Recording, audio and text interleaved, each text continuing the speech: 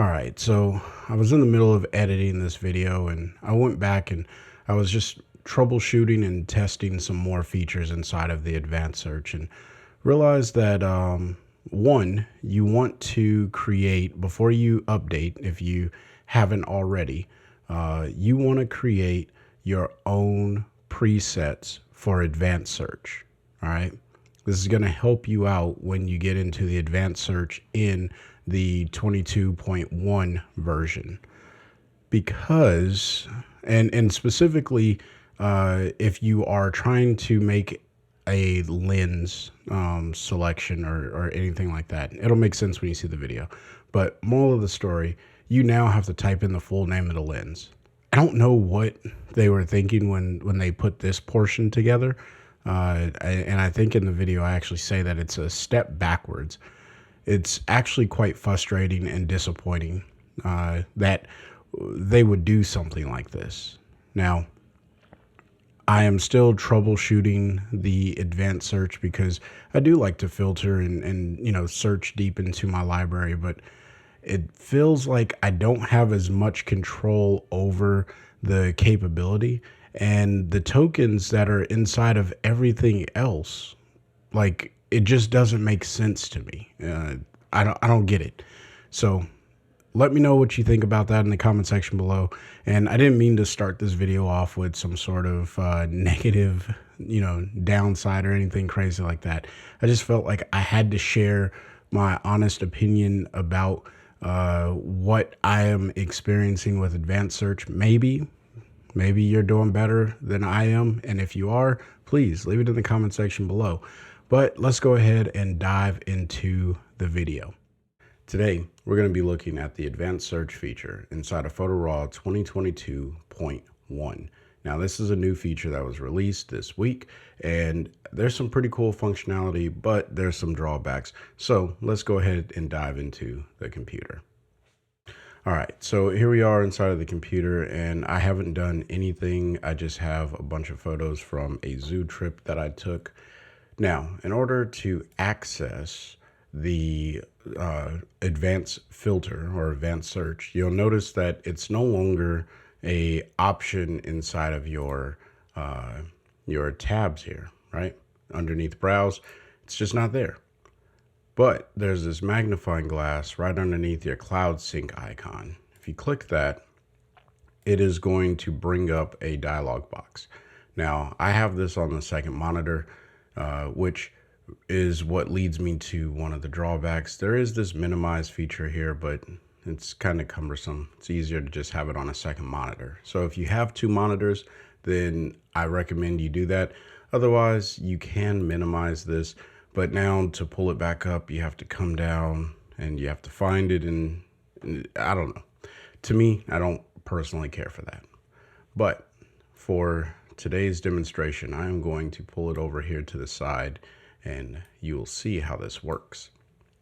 All right, so what we're gonna do is look over this box. You have some saved searches here, and there's a bunch that are built in.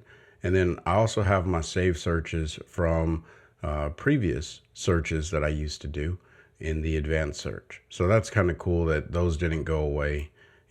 Looking for my Nikon D5200 with my 40mm 2.8 lens. And then, of course, if you have any searches that you make today or while you're using a filter, you can come down to Save New Style.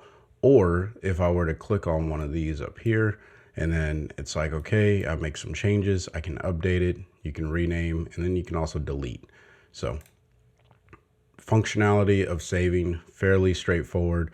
It would be nice if they just put a button that says save, but I'm not here to really nitpick this. I just want to show you how to use it. So the next thing is the source. Now, you have a few different options here. You have current photos, search the cataloged folders if you're using cataloged folders. I have a video on that if you check my channel, and I'll drop it in the description box below. So if you want to check out catalog folders, you can do so. Also, search all photos and then search cloud sync photos. So, and then you start to get into the albums that you may have or folders, whatever. And you can see I have a lot of those in here. All right. So you'll just go through and you can choose where you want to apply the search that you are doing to your photos. And then, of course, you can lock this so that way it doesn't get altered. But we're going to leave that alone.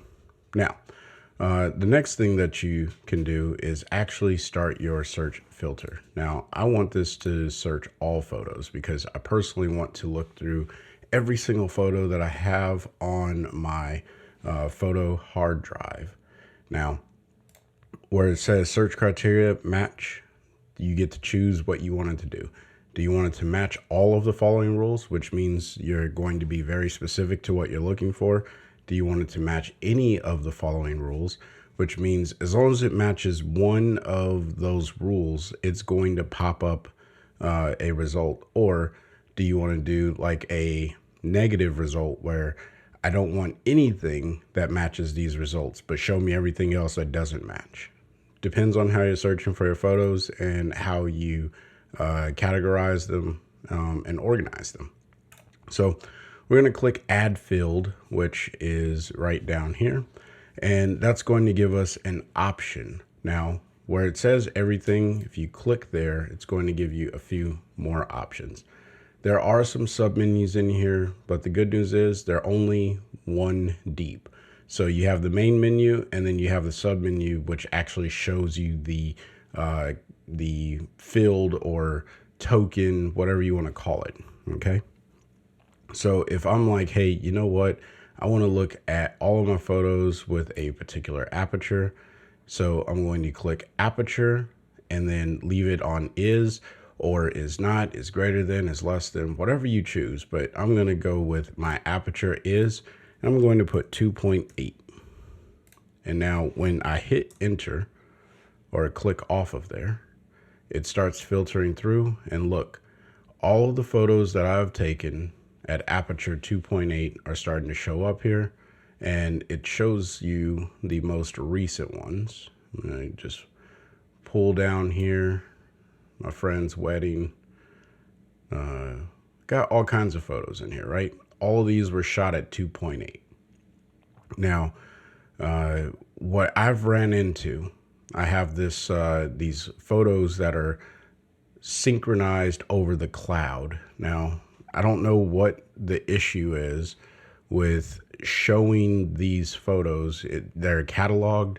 Maybe it's just too much information. Maybe the hard drive that they're stored on is too slow. I don't know, but it always gives me these crazy looks. So I don't like that. So I'm going to hit add field. And where it says everything, I'm going to click on Cloud Sync. And then I'm going to click or leave it as is, and then not published, which means that it's not on the Cloud Sync. So now I can look at all of my photos that I didn't publish, and I can actually see my photos. Personal preference, but something worthwhile for you to look at when you are running into issues, if you ever run into that issue. If you don't, then disregard that.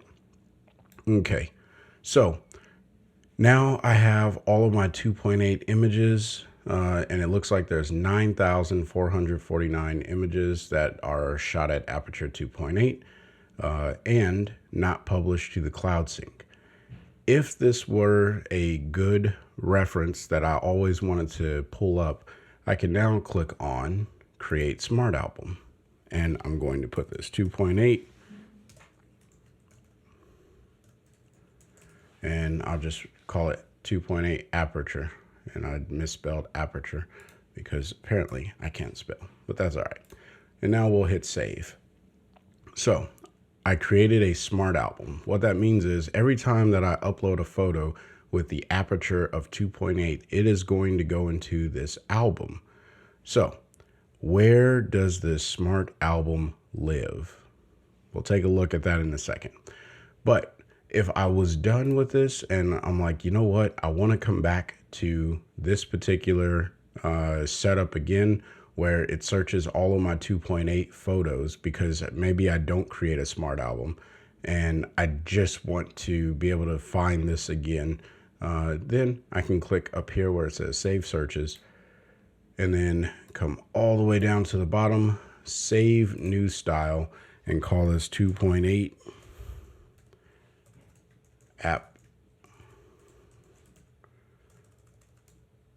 aperture. There we go, spelled it. Search, and then hit Save. So now I have that saved. As you can see, 2.8 aperture search. So if I were to jump to, let's say, 4-star filters, and I guess that, because I have some 4-star, there we go, 4-star filters, and as you can see, it brings up all of the photos that I have marked as a 4-star for whatever reason. But if I want to jump back to that 2.8 aperture, it's going to be up here at the top. So click on 2.8 aperture search. And now I have jumped back to the 2.8 aperture search, and I can do all of that once again. Okay. So that is the quick search, or advanced search, not quick search, not quick really at all. But you save searches, you can quickly recall a search. Now, I told you about the smart albums. Now, that you also just witnessed one of the frustrating things about the advanced search. As soon as you close that dialog box, it gets rid of your search parameters, and it brings you back to wherever you were before you clicked on search. Keep that in mind. That is very, very annoying.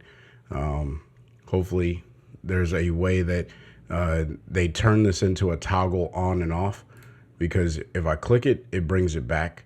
But that's the only way that, like, if I want to keep this up and work with it, I have to hit this minimize feature. And now I can kind of move around and do this. Otherwise, you can drag this over to a second monitor like I just did, and then you can come back over here and click on photos and make your edits as whatever you need them to be. All right. Now, what I'm going to do is click the X. It's going to get rid of my filters and brings me to my cousin's birthday party, because why not, right? Anyhow, what we're going to do is click on My Catalogs. This is so you can see the smart albums. Now, I have the catalogs extended there. So underneath My Catalogs and the albums section that's inside of the My Catalogs is Smart Albums. As you can see, I have one for 50 millimeter focal length. So any photo that I took at 50 millimeters is reflecting here inside of this particular album. This is super helpful because when you go and you're photographing, you're like, you know what? I want to see all of the photos that I took at 50 millimeter. Now you can make this to a specific lens if you absolutely want it to, which is what I'll show in a second. But 2.8 aperture, this is going to give me that exact same search. But every time that I take a photo at 2.8, it's going to pop up in here as the 2.8 aperture review. Now, or inside of the album for the 2.8 aperture. Okay, so let's say you want to find a specific lens and create a smart album for it. So that way, every time you take photos with this lens, you can see how many photos you're taking. This is going to be kind of similar to what you can do to filter your photos inside of Lightroom to see what lens you're using the most. What you're going to do is click on the drop down here where it says album and select camera and then lens. When you select this, you're going to have to choose the option that says contains. It's going to default to is, but you want to select contains, and then you want to start typing in that lens. So I know that the name of my lens is Tamron, and then it's like SP 24-70. That's the lens that I want to look for, right? Tamron SP. So it's going to update this filter or the images in the background as it just did. And now I know that I'm selecting all of my Tamron SP. Now the problem is I need 24 to 70 in there as well, because right now it's telling me that I have 10,152 photos with this particular lens, which I don't believe is true, because I have a few Tamron lenses and a lot of them could have SP in the name. This is frustrating because you used to be able to have a drop down, but now you actually have to type in the name of the lens. So I feel like this is a step back from the advanced search that we had. But as you can see, with my 24 to 70, I only have 6,802 photos, which sounds a little bit more like what I'm tracking. So now I can create a smart album, and we'll call this Tamron SP 24 to 70. Oh, didn't put the dash in there. 24 to 70 lens. And I guess I don't really need the SP because I just want to call it the Tamron 24 to 70. And then, of course, you can do this with every lens that you have. So I also have a Tamron 35 to 150. Let's see if that pulls it. Yep, that seems to pull it up. We'll click here. Tamron 35 to 150. Is this with that too? Huh. Didn't realize that I took a photo of those cranes with that lens. And we'll create another smart album, Tamron 35 to 150 lens. Hit save. And now I also want to see my Canon, and we're just gonna go 50.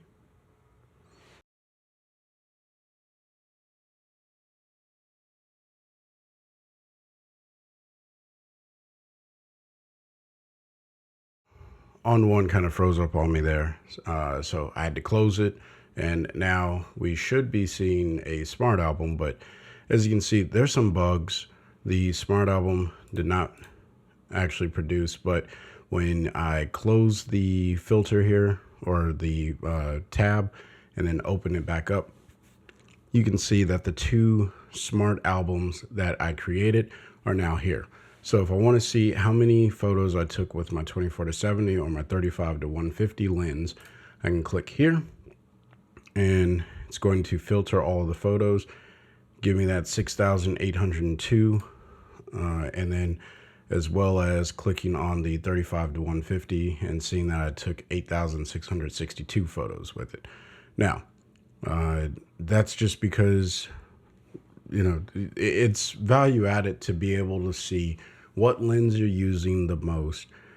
It would be nice if we can get maybe some numbers out here to the right of the smart album that tells you how many photos are being filtered in there. This will get you closer to that Lightroom experience where you want to filter by focal length or camera type or whatever it may be, right? This gets you closer to that, but in order to actually see the number, you have to come over here to see it. So there is Smart Filter.